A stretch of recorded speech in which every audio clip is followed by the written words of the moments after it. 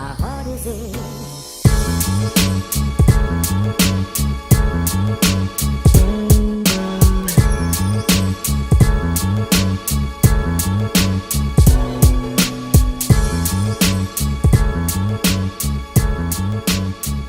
What's going on? This is BoxingWave. Let's talk Danny Garcia now.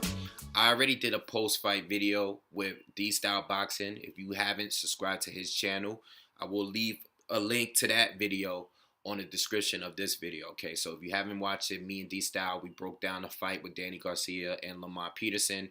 We spoke Andy Lee and Peter Quillen, and we also spoke on the upcoming fight between Lucas Matisse and Ruslan Provodnikov. All right, so if you haven't, make sure you subscribe to his channel. I will be leaving a link to that video that we did where we spoke about those fights. Now, let's talk Danny Garcia. So I'm going to give a quick recap on what I thought on the fight. I thought Lamont Peterson won the fight. I predicted Danny to win the fight by a close decision, but I thought Lamont Peterson did enough to get the win. All right. Now, I'm not going to go too much on a round-by-round basis here because we're a couple days now away from since the fight, and everybody, have their opinion on it. A lot of people, most people that I've seen think Lamont Peterson won the fight. Okay, pretty clear too. I've heard people say that Peterson won the fight 10 rounds to 2, 9 rounds to 3, 8 rounds to 4, stuff like that. So as far as Danny is concerned, most of the people that think Danny won the fight thought he barely won the fight. All right, so I thought Lamont Peterson won the fight. Now, the first half of the fight, Lamont was using a lot of lateral movement, okay? He was frustrating Danny. He was making him miss.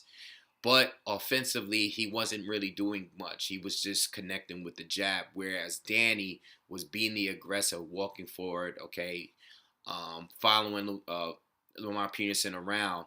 But when he did land something, he was landing power shots, okay? He was landing some shots to the body. He would come over the top with the right hand. Okay, he was, but for the most part, he was missing. Lamont Peterson was making him miss a lot, and he was just using his jab for the earlier rounds, okay? So a lot of people are going to take that and look at it as Lamont Peterson was schooling him. He was outboxing him, okay?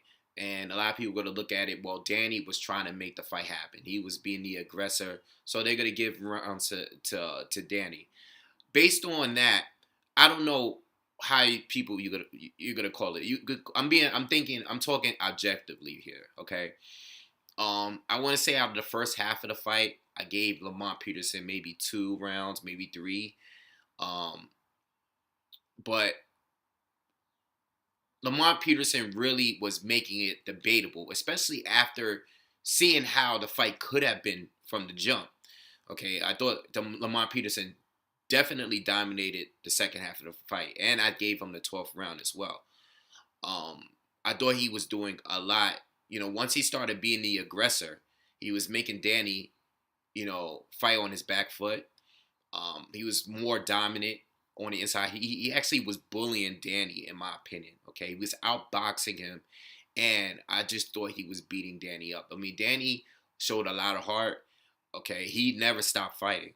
But there was one point in the fight, I don't remember if it was the 10th or the 11th round, where I thought they might have stopped the fight because Peterson was beating him up at one point so bad that I thought Danny was going to fall, at least, But he showed a lot of heart and everything. And he kept fighting. But Lamont Peterson was getting the better of him for the majority of the second half of the fight. So I think Lamont Peterson won. I don't think he won as clearly as Mauricio Herrera did. I think Mauricio Herrera was more consistent. Obviously, he's not as big of a puncher as Lamont Peterson, and he's not as a bigger fighter. He's not as big as Lamont. He wasn't as aggressive as Lamont, but he was consistently outboxing Danny Garcia throughout the whole fight to me. I think Danny did a little better in the second half of that fight, but I think Mauricio Herrera clearly outboxed him and was clearly robbed. Whereas this fight, there was a lot of those rounds, out of the first 6 rounds, you can easily, depending on how you look at the fight, you can give Danny 5 of those 6 rounds.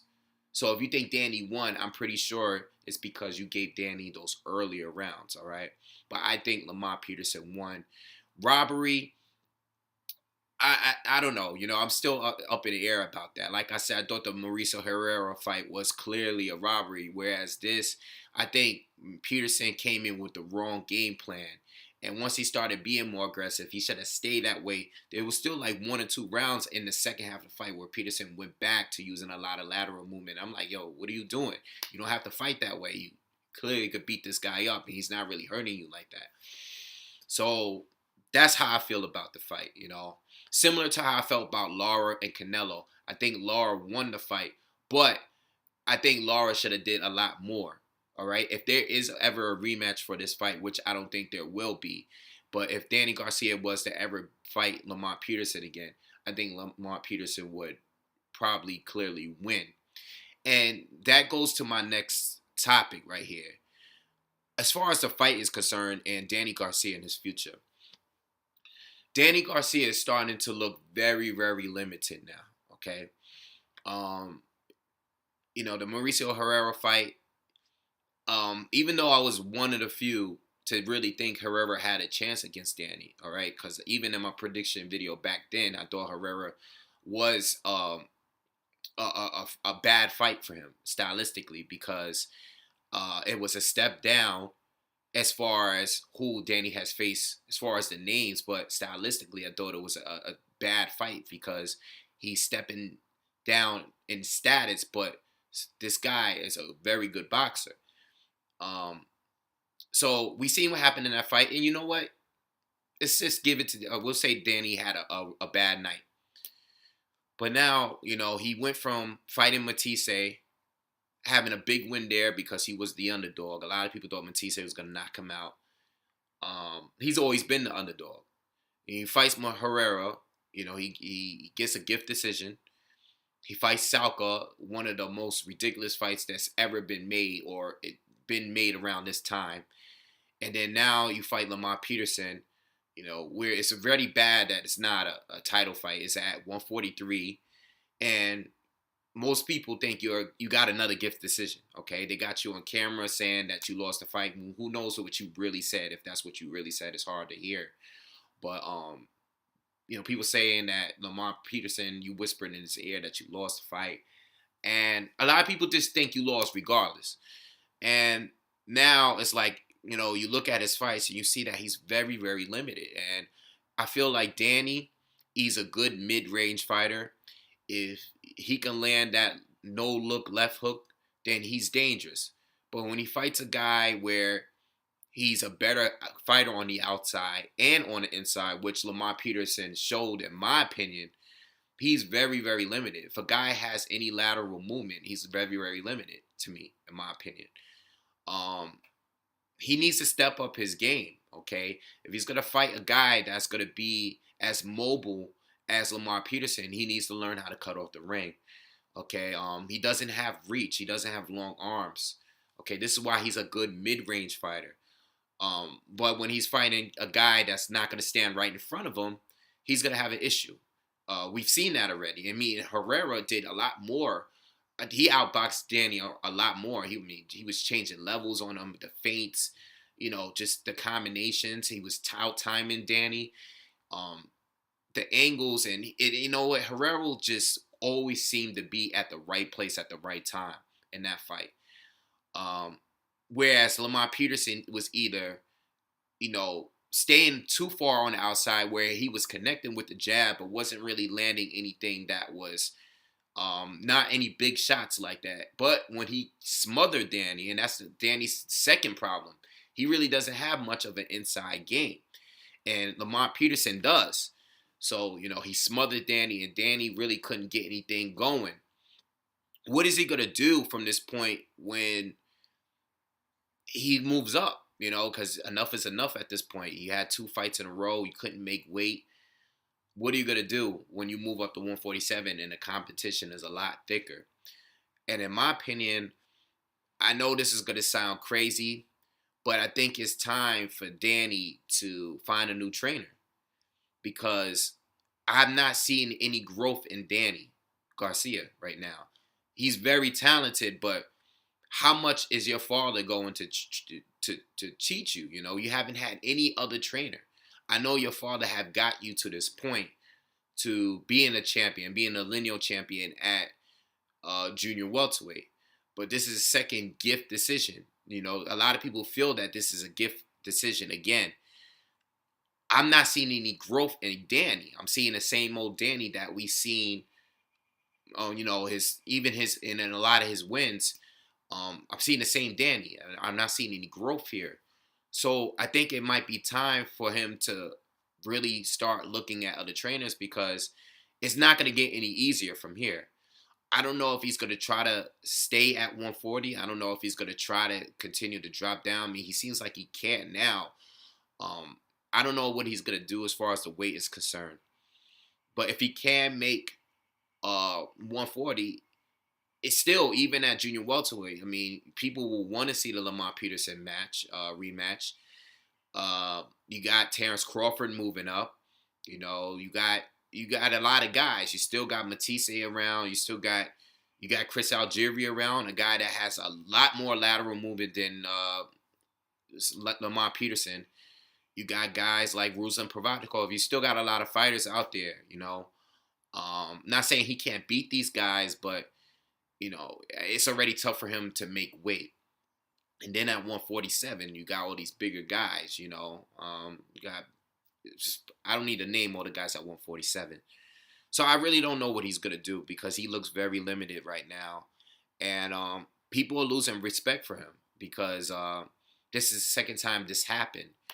And, you know, I mean, even regardless if you think Danny won the fight, he didn't look impressive. Okay, he showed a lot of heart, but he didn't look impressive.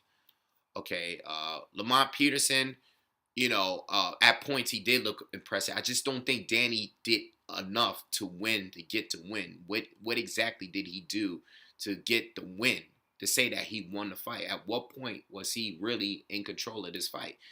Never, you know. So, anyway, that's what I feel about Danny. If he is going to move up, like I said, it's not going to get any easier here. And then, you know, you're not going to continue getting gifts neither because a lot of these guys that you're going to be fighting are guys that have the same status as you.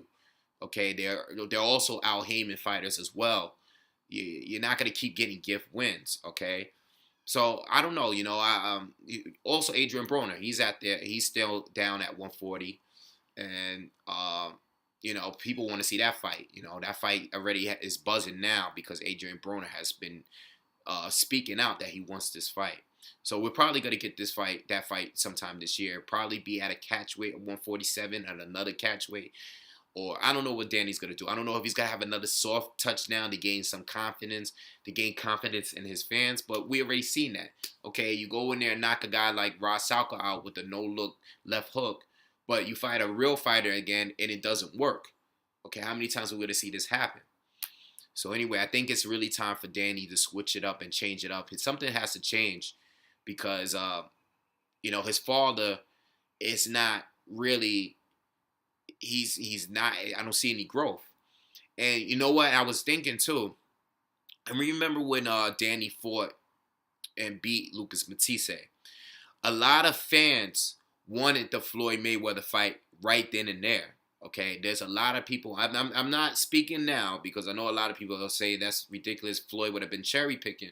But I remember when Danny beat Matisse, a lot of people wanted that fight. And when he was asked, he said no, he didn't want to fight Floyd. He wanted to make his own legacy. I bet you if Danny Garcia was an option at that time for Floyd to fight, and if Danny wanted that fight, I bet you he would have picked Danny Garcia if Danny moved up to 147 over Maidana and Amir Khan, who was his two top choices at the time. I bet you, because there was a lot of buzz going on with Danny.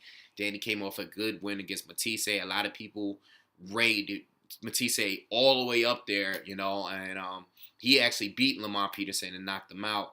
So Danny might have been better off taking that fight because now it's like, a lot of people don't feel you're as good as they thought you was 2 years ago, okay?